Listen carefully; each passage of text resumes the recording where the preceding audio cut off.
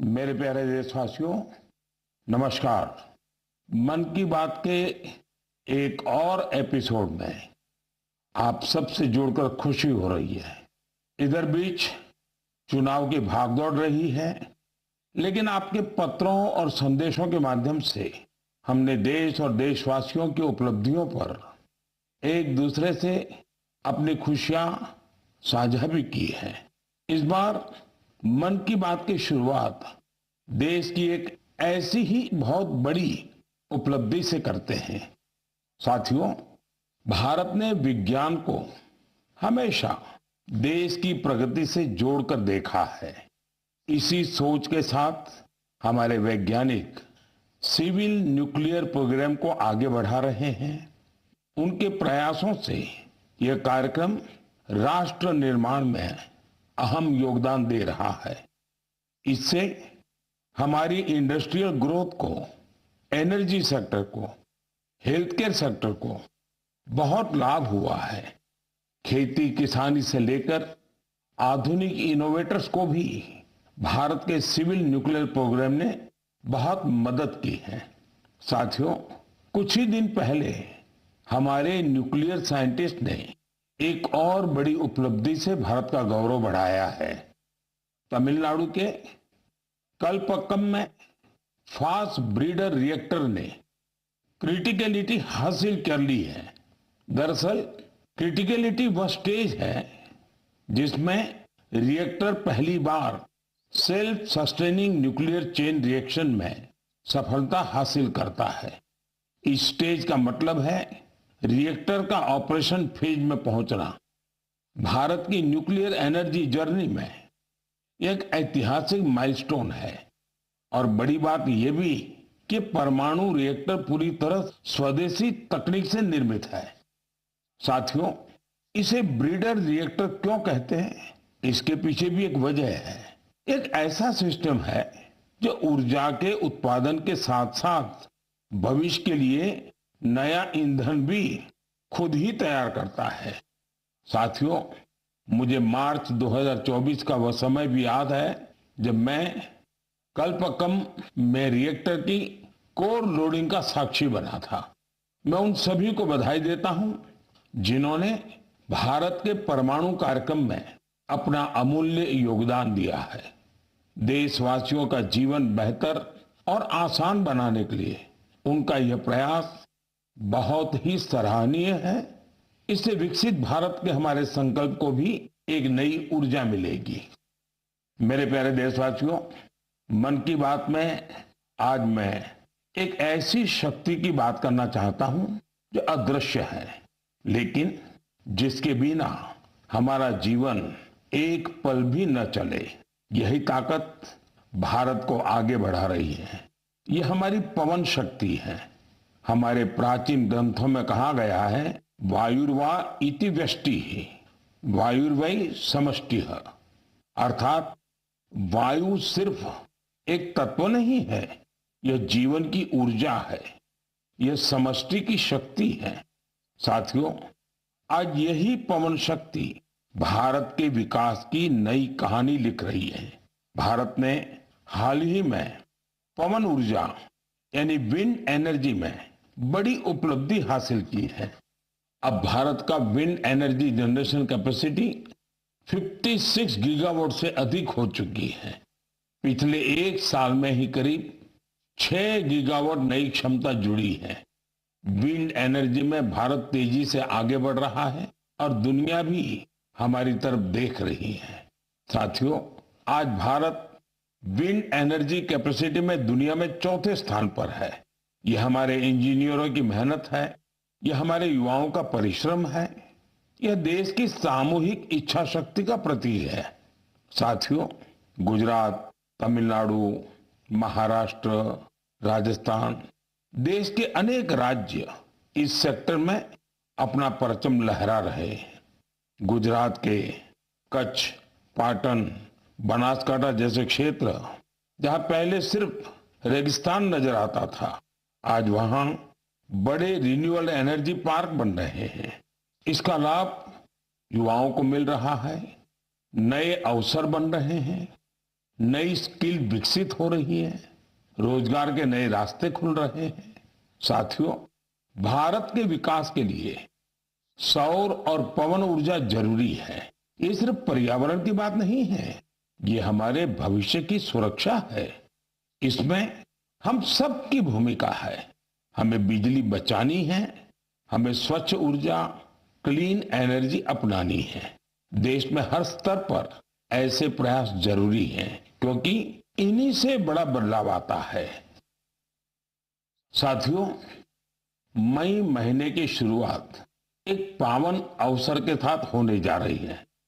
कुछ ही दिनों में हम बुद्ध पूर्णिमा मनाएंगे। मैं आप सभी देशवासियों को अपनी अग्रिम शुभकामनाएं देता हूं। भगवान गौतम बुद्ध का जीवन संदेश आज भी उतना ही प्रासंगिक है। उन्होंने हमें सिखाया है कि शांति हमारे भीतर से शुरू होती है। उन्होंने बताया है कि स्वयं पर विजय सबसे बड़ी विजय होती है। आज दुनिया जिस तरह के तनावों और संघर्षों से गुजर रही है, ऐसे समय में बुद्ध के विचार और भी अहम हो गए हैं। साथियों, दक्षिण अमेरिका के चिली में एक संस्था भगवान बुद्ध के विचारों को आगे बढ़ा रही है। लद्दाख में जन्मे ड्रपपोन ओजेर रिनपोछे के मार्गदर्शन में काम हो रहा है। यह संस्था ध्यान और करुणा को लोगों के जीवन से जोड़ रही है। कोची गुआज घाटी में बना स्तूप लोगों को शांति का अनुभव कराता है। वाकई यह देखकर गर्व होता है। भारत की प्राचीन धारा दुनिया तक पहुंच रही है। दूर दराज के लोग भी इससे जुड़ रहे हैं। साथियों, बौद्ध परंपरा हमें प्रकृति से जुड़ना भी सिखाती है। भगवान बुद्ध को ज्ञान एक वृक्ष के नीचे मिला था। प्रकृति हमारे जीवन का अभिन्न हिस्सा है। देश में भी ऐसे प्रयास हो रहे हैं। कर्नाटका में कर्मा मोनेस्ट्री इसका अच्छा उदाहरण है। यह मठ एक जीवंत वन क्षेत्र है जो 100 एकड़ में फैला है। इस वन में 700 से अधिक देसी वृक्षों को संरक्षित किया गया है।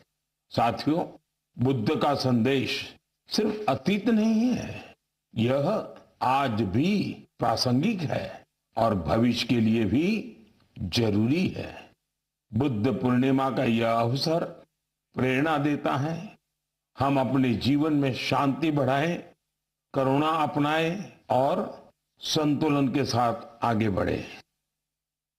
मेरे प्यारे देशवासियों, आप सभी जानते हैं हमारे देश में अब 23 जनवरी यानी नेताजी सुभाष की जयंती से लेकर 30 जनवरी यानी गांधी जी की पुण्यतिथि तक गणतंत्र का महोत्सव मनाया जाता है।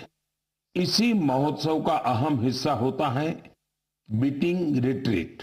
आज मैं आपसे बीटिंग रिट्रीट की चर्चा कर रहा हूं, क्योंकि इसके पीछे खास वजह है। साथियों, आपने देखा होगा यह समारोह अलग अलग बैंड्स की विविध संगीत परंपराओं को दर्शाता है।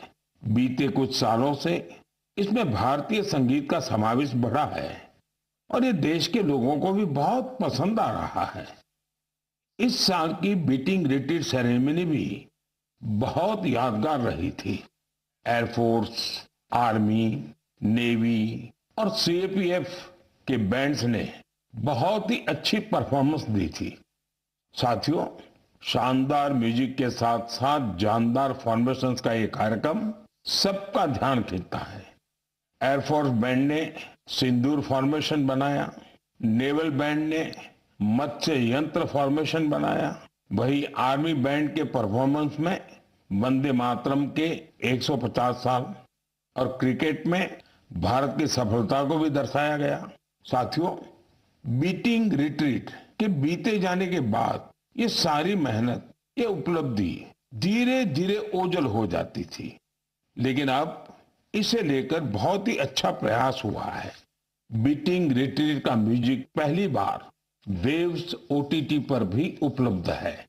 आने वाले समय में यह दूसरे प्लेटफॉर्म्स पर भी मौजूद होगा। आप इसे जरूर सुने। आपको अपनी आर्म्ड फोर्सेस और उनकी परंपराओं पर बहुत गर्व होगा। साथियों, पिछले कुछ वर्षों में देश के अलग अलग हिस्सों से प्रकृति के संरक्षण की प्रेरक कहानियां सामने आई हैं। ये कहानियां हमें उम्मीद देती हैं और गर्व से भर देती हैं। मैं मन की बात के श्रोताओं से कुछ उदाहरण साझा करना चाहता हूं। इनको सुनकर आपका मन प्रसन्न हो जाएगा। पहले बात कच्छ के रण की। बरसात खत्म होते ही यहाँ की धरती जीवंत हो जाती है। हर साल लाखों फ्लेमिंगो यहाँ आते हैं। पूरा इलाका गुलाबी रंग से रंग जाता है, इसलिए इसे फ्लेमिंगो सिटी कहा जाता है। ये पक्षी यहीं घोंसले बनाते हैं और अपने बच्चों को बड़ा करते हैं। कच्छ के लोग इन्हें लाखा जी के बाराती कहते हैं। अब लाखा जी के बाराती कच्छ में पर्यावरण संरक्षण के बड़े सुंदर प्रतीक बन गए हैं। साथियों, दूसरा किस्सा इंसान और वन्य जीवों के सहयोग का है और ये उत्तर प्रदेश से है। यहाँ के तराई इलाकों में फसल के समय हाथियों के झुंड गांवों की ओर आते हैं। इससे टकराव की आशंका बढ़ती है। लेकिन अब यूपी में भी गज मित्र जैसे प्रयास शुरू हुए हैं। गांव के लोग ही टीम बनाकर हाथियों पर नजर रखते हैं। वे समय रहते लोगों को सतर्क करते हैं। इससे टकराव कम हो रहा है और लोगों में भरोसा बढ़ रहा है। साथियों, मध्य भारत से भी एक अच्छी खबर आई है। छत्तीसगढ़ में ब्लैक बक यानी काले हिरण फिर से दिखाई देने लगे हैं। एक समय इनकी संख्या बहुत कम हो गई थी, लेकिन लगातार प्रयास हुए और संरक्षण बढ़ाया गया। आज ये फिर से खुले मैदानों में दौड़ते नजर आते हैं। ये हमारी खोती विरासत की वापसी है। ऐसे ही उम्मीद ग्रेट इंडियन बस्टर्ड यानी गोडावण के संरक्षण में भी दिख रही है। ये पक्षी हमारे रेगिस्तानी इलाकों की पहचान हुआ करती थी, लेकिन एक समय इसकी संख्या बहुत कम रह गई थी। हालत ये थी कि ये पक्षी लुप्त होने की कगार पर पहुंच गई थी। लेकिन अब इसके संरक्षण के लिए बड़ा अभियान चल रहा है। वैज्ञानिक तरीके अपनाए जा रहे हैं, प्रजनन केंद्र बनाए गए हैं और अब नए जीवन की शुरुआत दिखाई दे रही है। साथियों, प्रकृति और मानव अलग नहीं है, हम एक दूसरे के साथी हैं। जब हम प्रकृति को समझते हैं, उसका सम्मान करते हैं और उसके साथ मिलकर चलते हैं, तो बदलाव साफ दिखाई देता है। आज यही बदलाव देश के कोने कोने से नई उम्मीद बनकर सामने आ रहा है। मेरे प्यारे देशवासियों, नॉर्थ ईस्ट हम सब के लिए अष्टलक्ष्मी है। यहाँ भरपूर टैलेंट है और नॉर्थ ईस्ट की प्राकृतिक सुंदरता भी सबका ध्यान खींचती है। मन की बात में भी हम अक्सर नॉर्थ ईस्ट के लोगों की उपलब्धियों पर चर्चा करते आए हैं। आज ऐसी ही एक और उपलब्धि की मैं आपसे चर्चा करूंगा और वो है बैम्बू सेक्टर में नॉर्थ ईस्ट की सफलता। साथियों, जिस चीज को कभी बोझ के रूप में देखा जाता था, वह आज रोजगार, कारोबार और इनोवेशन को नई गति दे रही है। हमारी माताएं बहनें इसकी सबसे बड़ी लाभार्थी हैं। आपको ये जानकर हैरानी होगी कि बैम्बू की परिभाषा बदल देने से कितना बड़ा परिवर्तन आया है। साथियों, अंग्रेजों के बनाए कानून के हिसाब से बैम्बू को पेड़ के रूप में परिभाषित किया गया था और इससे जुड़े नियम बहुत कड़े थे।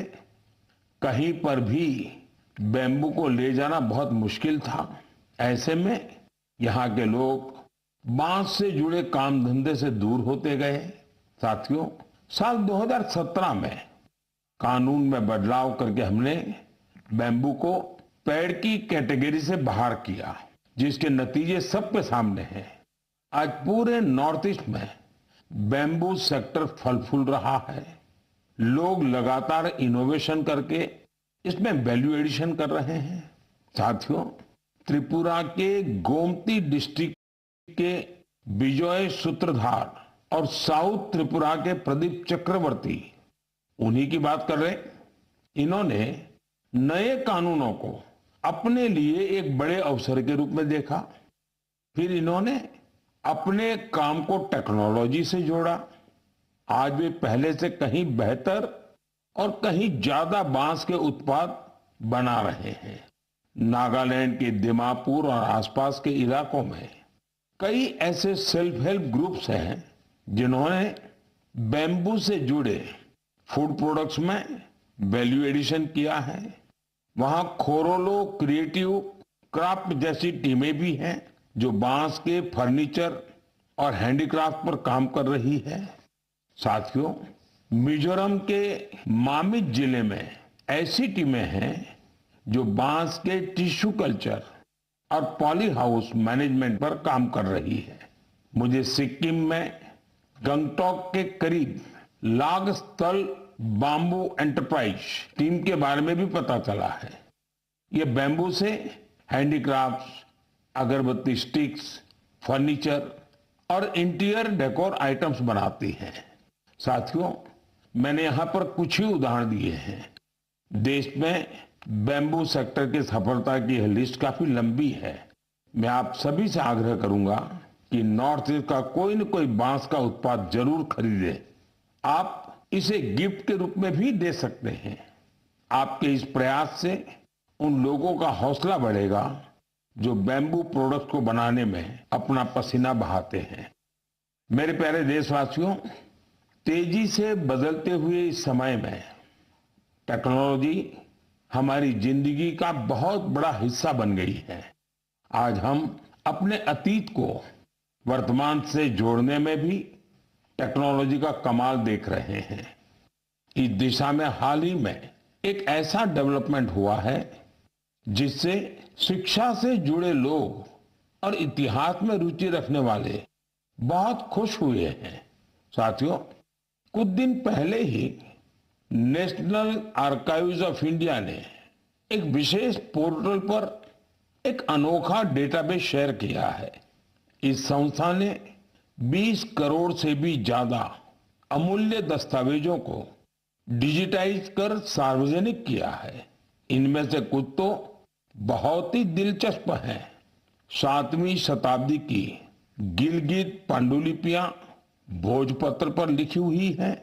यहाँ आपको 8वीं शताब्दी का एक रोचक ग्रंथ श्री भुवालय भी देखने को मिलेगा। अंकों पर आधारित यह ग्रंथ एक ग्रिड के रूप में है।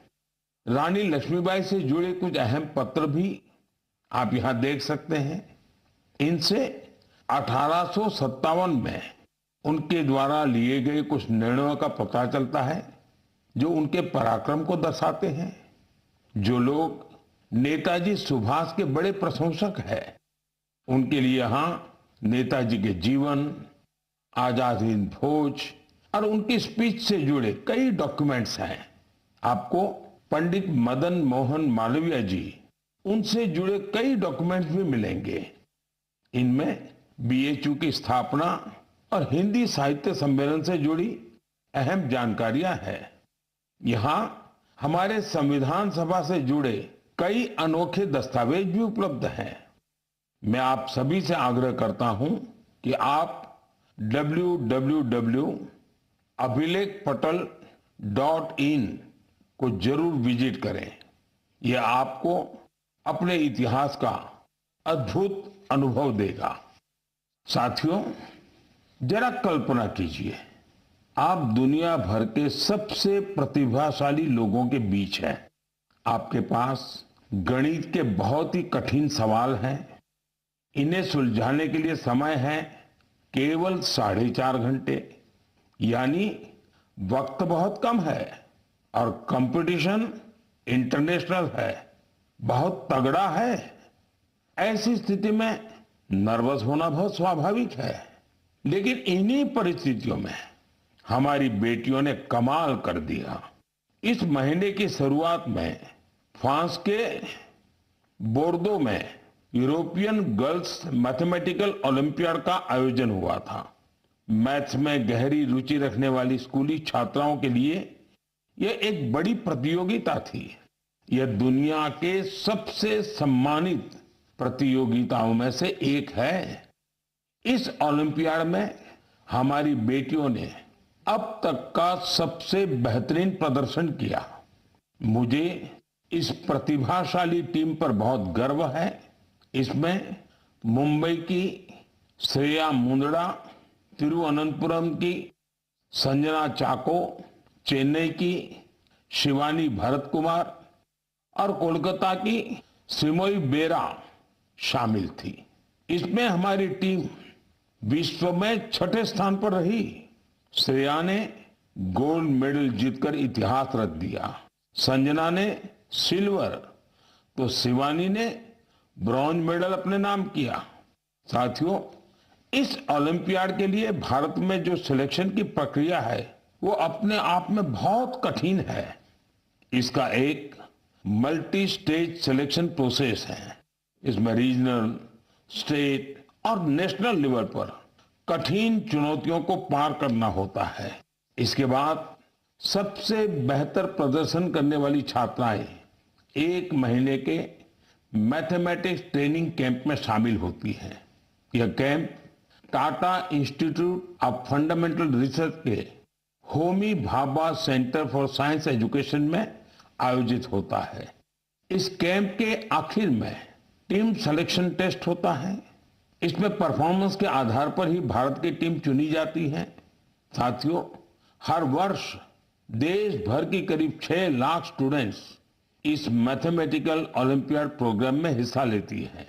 समय के साथ यह संख्या लगातार बढ़ रही है, यानी देश की बेटियों के बीच ओलंपियाड का यह कल्चर तेजी से लोकप्रिय हो रहा है। इन होनहार बेटियों को सपोर्ट करने के लिए मैं उनके पेरेंट्स की भी सराहना करता हूं। मेरे प्यारे देशवासियों, हमारे देश में इस समय एक बहुत अहम अभियान चल रहा है, जिसके बारे में हर भारतीय को जानकारी होनी जरूरी है। ये है जनगणना का अभियान। यह दुनिया की सबसे बड़ी जनगणना है। साथियों, जो साथी पहले से इस तरह की प्रक्रिया से गुजरे हैं, इस बार जनगणना का उनका अनुभव अलग होने वाला है। जनगणना 2027 को डिजिटल बनाया गया है। सारी जानकारी सीधे डिजिटल माध्यम में दर्ज हो रही है। घर घर जाने वाले कर्मचारियों के पास मोबाइल ऐप है। वे आपसे बात करके उसी में जानकारी दर्ज करेंगे। साथियों, इस बार जनगणना में आपकी भागीदारी भी आसान बनाई गई है। आप खुद भी अपनी जानकारी दर्ज कर सकते हैं। कर्मचारी के आने से 15 दिन पहले आपके लिए सुविधा शुरू होगी। आप अपने समय के अनुसार जानकारी भर सकते हैं। जब आप प्रक्रिया पूरी करते हैं तो आपको एक विशेष आईडी मिलती है। यह आईडी आपके मोबाइल या ईमेल पर आती है। बाद में जब कर्मचारी आपके घर आता है तो आप यही आईडी दिखाकर जानकारी की पुष्टि कर सकते हैं। इसे दोबारा जानकारी देने की जरूरत नहीं पड़ती। समय भी बचता है और प्रक्रिया आसान हो जाती है। साथियों, जिन राज्यों में स्वगणना का काम पूरा हो गया है, वहां गणना कर्मचारी द्वारा घरों के सूचीकरण का कार्य भी शुरू कर दिया गया है। अब तक लगभग 1 करोड़ 20 लाख परिवारों का मकान सूचीकरण का कार्य पूरा भी हो चुका है। साथियों, देश की जनगणना सिर्फ सरकारी काम नहीं है, यह हम सबकी जिम्मेदारी है। आपकी भागीदारी बहुत जरूरी है। आपकी दी गई जानकारी पूरी तरह सुरक्षित रहती है या गोपनीय रखी जाती है? डिजिटल सुरक्षा के साथ इसे सुरक्षित किया जाता है? आइए हम सब मिलकर इस प्रक्रिया में भाग लें, जनगणना 2027 को सफल बनाएं। साथियों, हमारे देश में खाने पीने की परंपरा सिर्फ स्वाद तक सीमित नहीं रही है। इसी परंपरा का एक दिलचस्प हिस्सा है भारत की चीज।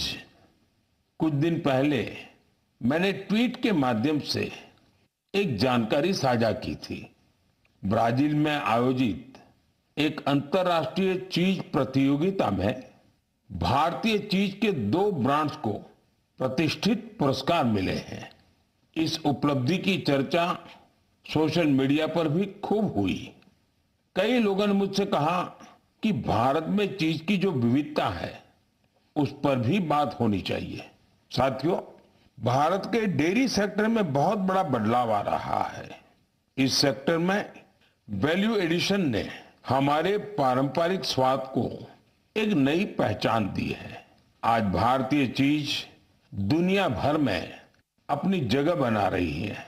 ब्रेकफास्ट हो, लंच हो या डिनर, दुनिया की प्लेटों में भारत का स्वाद पहुंच रहा है। जम्मू कश्मीर की कलारी चीज को ही लीजिए। इसे कश्मीर का मोजेरेला कहा जाता है। गुजर बकरवाल समुदाय के लोग पीढ़ियों से इसे बनाते और खाते आए हैं। वहीं सिक्किम, अरुणाचल प्रदेश और लद्दाख में छुरपी बहुत प्रसिद्ध है। पहाड़ों की सादगी और कोमलता इसके स्वाद में भी महसूस होती है। इस चीज की खास बात यह है कि इसे याक के दूध से बनाया जाता है। साथियों, महाराष्ट्र और गुजरात में टोपलीनू पनीर, जिसे सुरती चीज भी कहा जाता है, वह भी अपनी एक अलग पहचान रखता है। मैंने यहाँ सिर्फ कुछ नाम लिए हैं, लेकिन हमारे देश में स्वाद की यह दुनिया बहुत व्यापक है। आज इस परंपरा को नई ताकत मिल रही है। अनेक भारतीय कंपनियां इस क्षेत्र में निवेश कर रही हैं। आधुनिक तकनीक आ रही है, बेहतर पैकेजिंग हो रही है और हमारे उत्पाद वर्ल्ड स्टैंडर्ड के साथ आगे बढ़ रहे हैं। इसी का परिणाम है कि भारतीय चीज अब देश की सीमाओं से निकलकर दुनिया के बाजारों और रेस्तोरां तक पहुंच रही है। आज हम लोकल से ग्लोबल की बात करते हैं, उसमें भारतीय चीज का उदाहरण हमें आगे की दिशा दिखाता है। मुझे विश्वास है भारत का स्वाद, भारत की परंपरा और भारत की गुणवत्ता दुनिया के लोगों को एक नया अनुभव देगी और भारत से एक नया जुड़ाव भी बनाएगी। मेरे प्यारे देशवासियों, इस महीने देश के कई हिस्सों में नववर्ष सहित अनेक पर्व त्योहार मनाए गए। कुछ ही दिन बाद 9 मई को पोचिशे बैसाख के अवसर पर हम गुरुदेव टैगोर की जन्म जयंती मनाएंगे।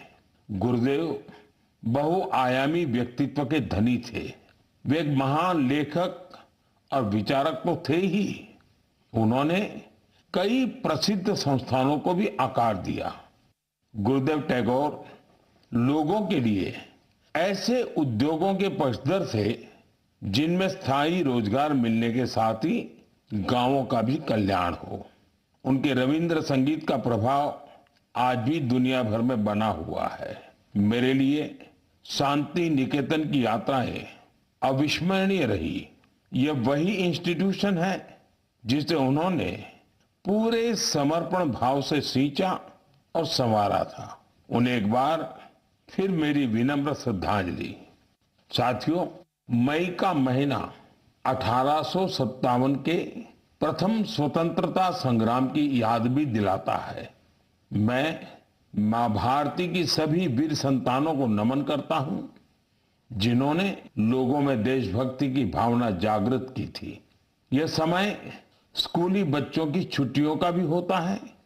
मेरा आग्रह है कि वे अपनी छुट्टियों का भरपूर आनंद लें और कुछ नया सीखने का प्रयास करें।